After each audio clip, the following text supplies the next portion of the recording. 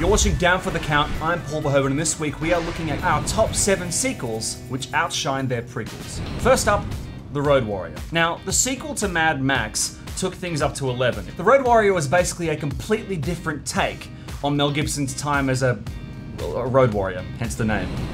Terminator 2. Now, he said he'd be back, and I think he was legally obliged to come back for a sequel, so T2 remains one of the biggest blockbusters ever, and it has everything you could want in a sequel. It's got Arnie butt naked in a parking lot, it's got a robot with big hooks for hands, Linda Hamilton looking totally ripped, you name it.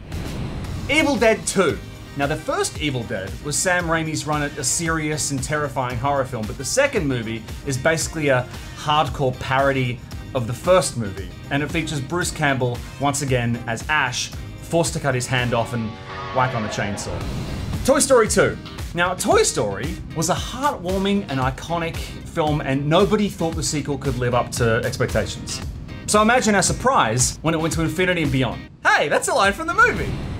The Empire Strikes Back. George Lucas followed up the perfect sci-fi action adventure, Star Wars obviously, with The Empire Strikes Back. And apart from the fact that Luke Skywalker kisses his own sister by mistake, it's pretty flawless.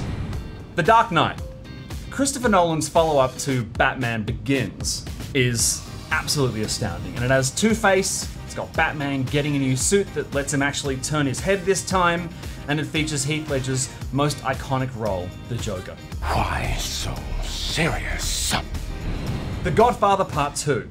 Now, the only mafia movie better than The Godfather is The Godfather Part 2, which boasts a young Robert De Niro as a young Marlon Brando, and it made me never want to go out on a little boat in a lake ever again.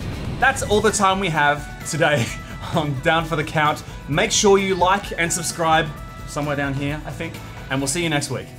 Bye.